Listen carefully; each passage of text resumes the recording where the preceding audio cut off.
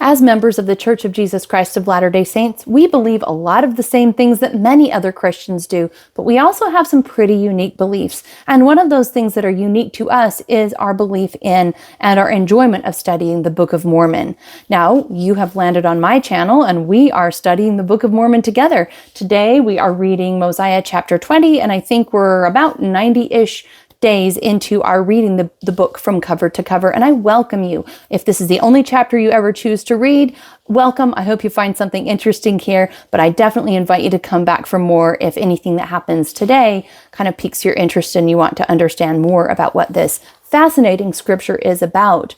Now, in today's chapter, we are smack dab in this really, really interesting series of chapters about this incident that happens with Abinadi, the prophet, who comes in and prophesies to a very wicked king who kills Abinadi, and then one of the priests named Alma believes Abinadi and goes and starts a church, and then the king tries to kill him, and then the Lamanites come and invade the kingdom, and now the priests and the king have fled out into the forest, and now the priests have killed the king, but the priests are still living in the forest, and then some other people have come back, and now they're reunited with the people who now have a king that's a new king named Limhi, and they're all underneath Lamanite oppression, paying a 50% tax. So, woo, that was a pretty good flyby of what's happened in the last few chapters. But that's kind of what's happened leading into where we're at today. And now in today's chapter, all kinds of tragedy strikes as we see the actions of those nasty, wicked priests that are still living out there in the wilderness. Some things that they do end up causing a lot of trouble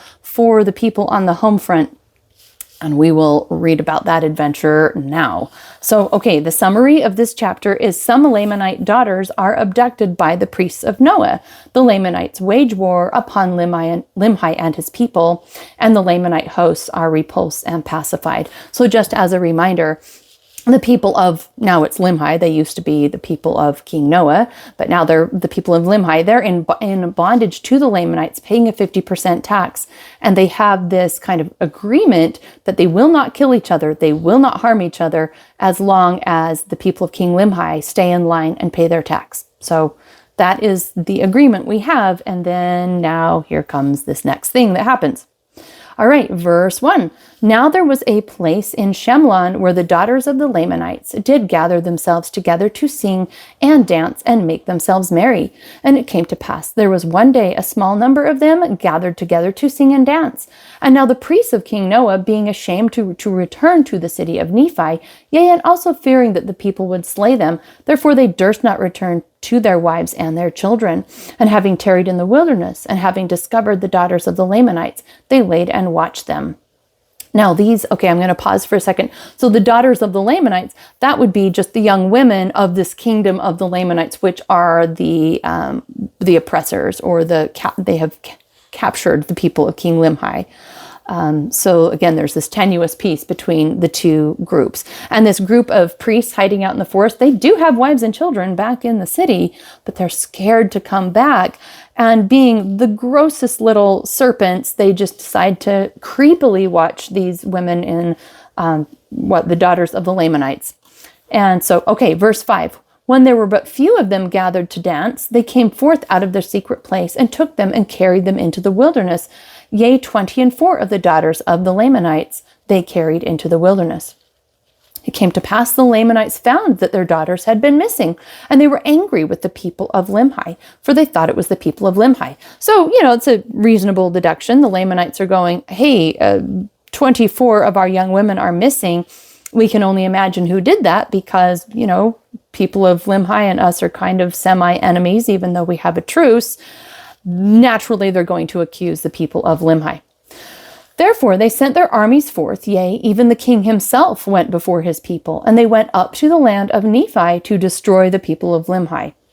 So they're not actually stopping to communicate or investigate or figure out what's going on. They are just going to go start killing the people of Limhi. I get it. They are really upset about the 24 daughters that are missing, but it seems to me they could pause and reflect and maybe investigate first before starting to slaughter folks. And now Limhi had discovered them from the tower. Even all their preparations for war did he discover. Therefore he gathered his people together, and they laid wait for them in the fields and in the forests. And it came to pass that the Lamanites had come up, that the people of Limhi began to fall upon them from their waiting places and began to slay them. Oh, this is such a nightmare, because the Lamanites are preparing to go kill the people of Limhi, but the people of Limhi discover, and prepare and then preemptively strike on them. So just a lot of triggered people that maybe we could slow down just half a notch. It came to pass that the battle became exceedingly sore, for they fought like lions for their prey. It came to pass that the people of Limhi began to drive the Lamanites before them. Yea, they were not half so numerous as the Lamanites, but they fought for their lives and for their wives and for their children. And therefore they exerted themselves, and like dragons did they fight. So they had cause, they had purpose behind fighting for just their very survival, and they were beginning to prevail. But again, fast forward or back way up, if we could have just had a conversation about this, it would have gone a long way. It came to pass that they found the king of the Lamanites among the number of their dead, yet he was not dead, having been wounded and left on the ground. So speedy was the flight of his people. So this is getting really crazy. The king of the Lamanites that they're in bondage to is actually wounded there. They took him and bound up his wounds and brought him before Limhi and said, Behold, here is the king of the Lamanites. He, having received a wound, has fallen among their dead, and they have left them. And behold, we have brought him before you, and now let us slay him. But Limhi said unto them, Ye shall not slay him, but bring him hither, that I may see him. And they brought him, and Limhi said unto him, and here we go, a conversation that maybe should have happened a while ago. What cause have ye to come up to war against my people?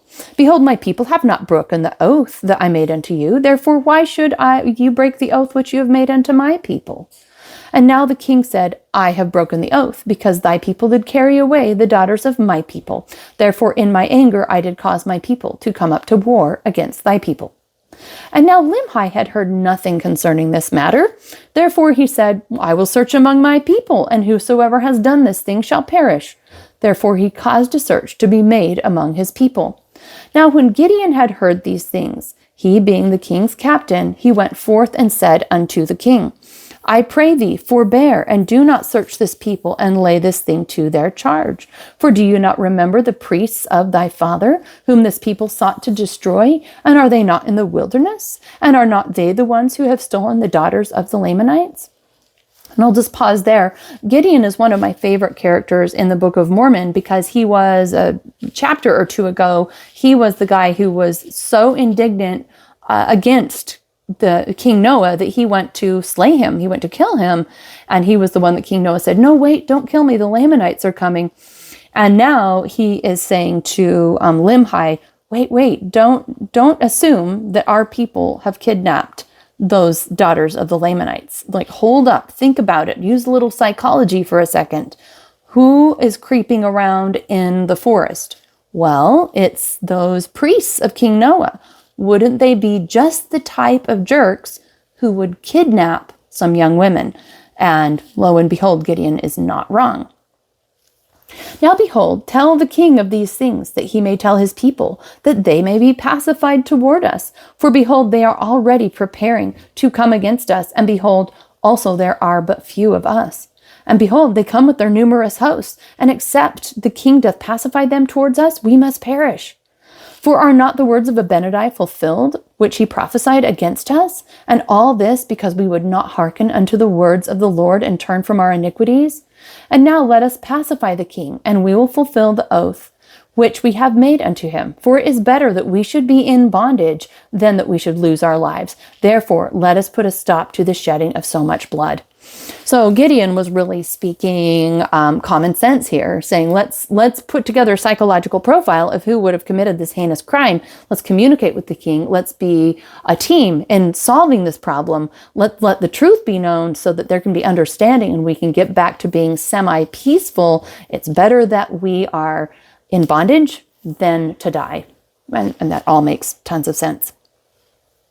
And now Limhi told the king all the things concerning his father and the priests, that they had fled into the wilderness, and attributed the carrying of their daughters away.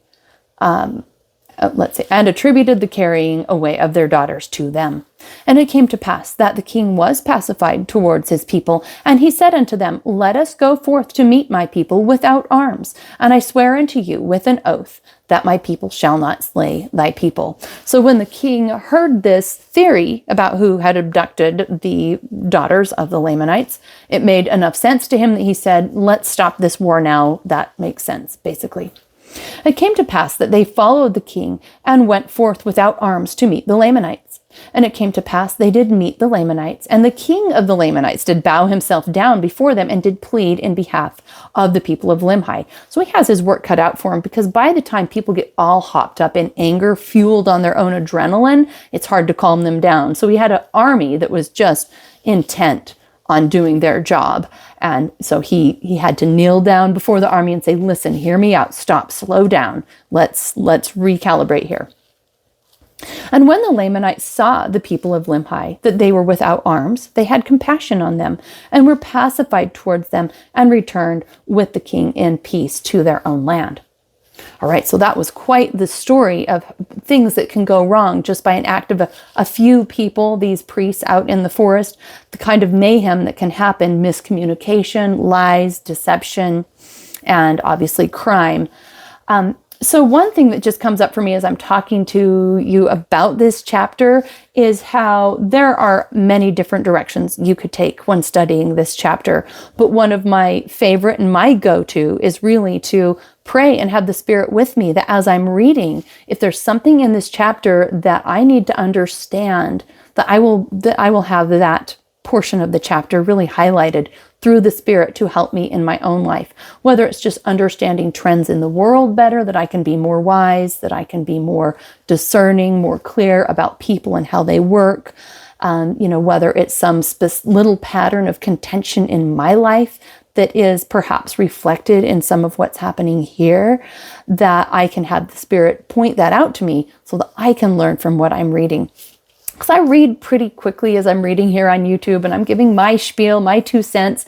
But really, the best way to read, and I'm glad you're here, I'm glad we're reading this together, but one of the best ways to read the Book of Mormon, as with any scripture, is with a prayer in your heart and some time and some space to ponder, so that you can have the Holy Spirit show you what needs to stand out for you. Because at their best, scriptures are not, again, just stories or even lectures, moral lectures. What they are is a portal to hearing God's voice in your life. And I know that to be true because there's many, many times in my life where I've been reading scriptures and I'm just quietly pondering and the Spirit is there and I can feel the Spirit guiding me towards better understanding towards things in my life, even if it's not directly related to what I read that day. I encourage you to be open to that and to think about scripture a little differently than just reading a history book or some other kind of book, that you're really looking for a spiritual and inner light type experience with what you're reading. Again, stories are great and I love sharing them with you, but the power lays more in a spiritual experience that you have, which I testify is real. All right, I look forward to reading with you again next time, and I'll see you in the next chapter.